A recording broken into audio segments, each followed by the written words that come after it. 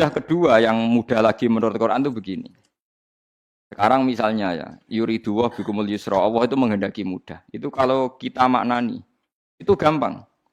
Misalnya begini, ya ini yang ada yang nyata dalam sejarah.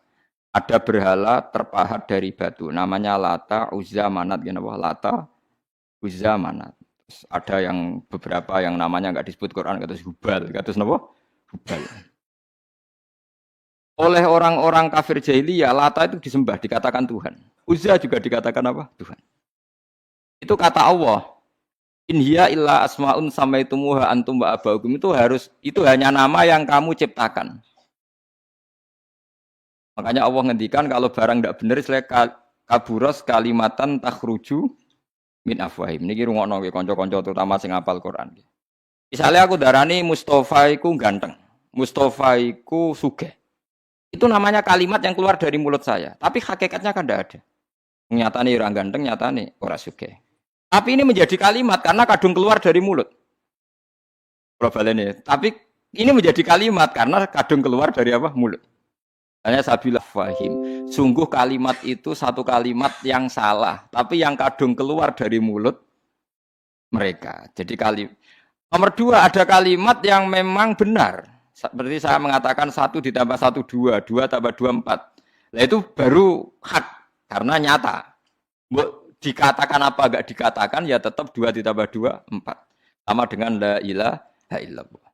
Jadi la ilaha illallah itu sudah wujud sebelum sedunia ngakui la ilaha illallah itu sudah ada apa belum? Bedai. Sebelum ada orang Islam di seluruh dunia, Allah satu itu sudah wujud belum? Sudah. Kenyataan ini sudah ada belum? Sudah. Lah berhubung sudah kadung ada, kita hanya menyaksikan asyhadu, saya bersaksi, a'lamu, saya tahu. Karena sudah ada, makanya disebut fa'lam annahu la ilaha illallah. Wong sudah ada, kita tinggal tahu, tinggal bersaksi. Nah, kalau yang tidak ada itu mbok dikatakan pun tetap tidak ada, itu hanya jadi kalimat yang keluar dari mulut, barangnya tidak ada. Itu disebut apa? Kaburas kalimatan takhruju min afwahim. Iyaquluna illa kadziba. Jadi kalimatnya itu ada, tapi fakta yang ditunjuk kalimat itu tidak ada. Paham ya lah. Mulanya ciri utama agama itu kul ja'al haqqu wa zahaqal batil. Barang hak itu pasti ada, yaitu Allah. Barang batil ya pasti tidak ada. Pangeran telu itu tidak ada. Watu jadi pangeran itu ora ono. Santet ngasari dadekno aku mati ku ora ono. Mulane kula nek santet wong ora tau ndonga tolak santet. Wong cara kula santet mboten enten. Ora percaya jajal kok sing mati ra kowe, paham gitu. Dini gitu. Memang enggak ada. Lho soal misalnya tapi wonten Gus yang mati ana dome ning wetenge ngene. Ya sing ana dom. Iku jenenge ora santet biasa wedok. Karena mati kena santet itu biasa, kepelitis truk ya mati. Kena virus. Cara kula dipanteni santet itu malah lambat, kadang 3 dina lagi mati. Cas pleng truk. Banyak Allah melatih kita yuridu wa bikumul yusra. Andekan manusia seluruh dunia dipoling untuk melihat Lata dan Uzza. Itu apa? Enggak usah ada orang Islam, enggak ada orang kafir. Enggak usah intervensi. Pasti mereka jawab itu batu. Andaikan Isa Yesus itu dipampang di dunia, orang polling, orang Islam kafir, nggak ada intervensi, pasti akan bilang itu manusia. Tapi lewat rekayasa dicitrakan itu Tuhan. Lata Uzza dicitrakan itu Tuhan. Nah itu disebut wa makaru wa makarawa. Jadi dimakru, dia didesain sedemikian rupa. Misalnya di Yunani itu orang kalau bilang Tuhan itu akal, makanya bilang logos. Log itu logos. Tuhan itu arot. Niki rungokno aja sampai salah, nak salah kafir teman. Tuhan itu arot, Tuhan itu sifat. Jadi Tuhan itu tidak ada zatnya. Kemudian logos ini nempel di Yesus kata orang Kristen. Tinggal logos. Logika akal. Makanya kalau orang filsafat darani Tuhan itu akal 1, akal 2, akal 3, akal. Makanya disebut logi, ideologi log. Nah, pertanyaannya kemudian saat Allah itu arot, Allah itu log. Kemudian belum ada tempatnya Allah bergentayangan di mana?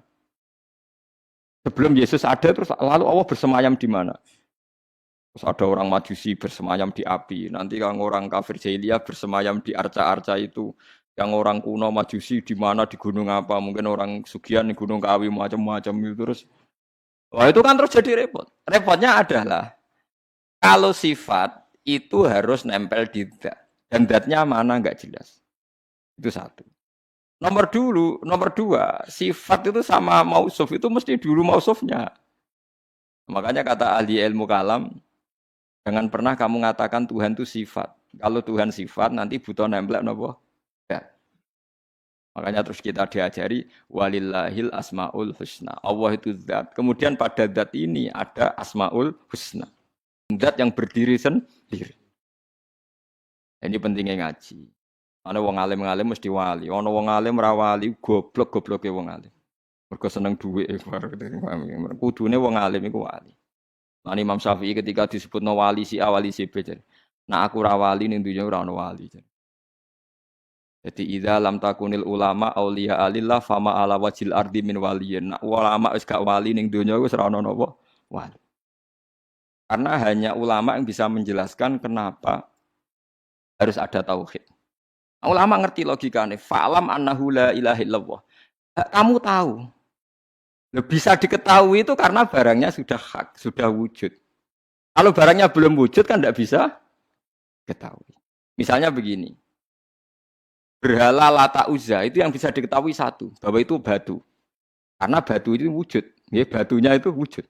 Tapi sifat ketuhanannya Lata Uzza tidak wujud. Makanya nggak bisa diketahui. Wong nggak wujud.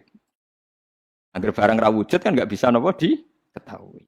Yang bisa diketahui hanya barang wujud. Makanya fa'lam annahu la ilaha illallah. Harus tahu. Tapi andai kan kita tidak tahu pun ya tetap Tuhannya Allah. Tahu atau tidak tahu. Nah, ini di sini Quran sering bilang kul aminu bihi aula tu'minu. Cek kowe iman, cek ora iman ini enggak ada pengaruhnya bagi wujudnya Allah ning zaman azza. Iku la baleni malik itu memang. Jadi dulu itu orang-orang terjebak ketika Tuhan yang Yunani dianggap logos, log. Kemudian di Timur Tengah, Tuhan itu dianggap satu arot, sing nemplek, sifat sing nemplek ning berhala-berhala. Kok ning gone daerah Majusi ning Wasani sing nemplek ning napa geni macam. Mon niku walhasil akhirnya semuanya itu kalah dengan tauhid sing digawa Kanjeng Nabi Muhammad sallallahu alaihi wasallam. Bahkan sekarang yang Nasrani pun itu tidak pede dengan teori trinitasnya. Orang kan sekarang tahu semua kan perdebatannya Ahmad Didat sama Stanley Fischer itu macam-macam. Itu kan sampai ada seorang mahasiswi dari Swiss ketika yakin sifat Tuhan yang dijelaskan Ahmad Didat bilang, sepertinya Tuhan Anda lebih menarik. Karena dibilang Tuhan Islam itu tidak punya anak, tidak diperanakkan, tidak ada padanannya. Kalau Tuhan Anda ini padanannya banyak gini-gini terus. Ada orang tertarik, sepertinya Tuhan Anda lebih menarik. Karena sifatnya lebih apa? Ya lebih menarik. Terus tadi maknanya walat itu kalau menurut ilmu kalam itu dua. Walat itu anak fisik, anak gen. Atau walat maknanya tawalud, konsekuensi dari satu hal. Tapi tidak karena diciptakan. Itu tadi misalnya HP dan pulpen ini benturan, itu menimbulkan suara. Suara ini diciptakan HP, apa suara itu tidak ada yang menciptakan? Guna ilmu kalam dibakas. Nah kamu bilang diciptakan HP, HP-nya sendiri tidak merasa menciptakan. Batu sama batu benturan, terus ada suara. Kamu bilang diciptakan siapa? Diciptakan batu. Batunya takoi, kamu yang menciptakan suara itu. Enggak, saya tidak punya akal loh. Nah lalu yang menciptakan suara itu siapa? Suara itu tidak ada. Yang ada itu kamu dengar suara. Pokoknya kupingem darani ngono iku swara. Tapi nak cara akal darani sing ngono apa ya watu. Watune apa benturan. Iki cara ilmu kalam. Lah suarane piye kupingku krungu swara. Ya sudah begitu aja dah. Jangan sampai kamu menganggap kejadian alam ini kebetulan. Itu kowe yang melukai tauhid. Semua alam raya ini diciptakan secara sengaja dengan iradah oleh Allah Subhanahu wa taala. Jadi lam yatawallat min wujudihi syai'un. Jangan sampai kamu berkeyakinan setelah Allah wujud otomatis makhluknya wujud. Berarti wujudnya makhluk tanpa kehendak Allah. Itu keliru. Itu ya termasuk tawalud. Kalau kamu meyakini begitu berarti terjadi keyakinan apa? Tawalud. Setelah ada Allah otomatis makhluknya itu ya dosa besar. Kafir. Berarti dosa besar tapi apa? Kafir.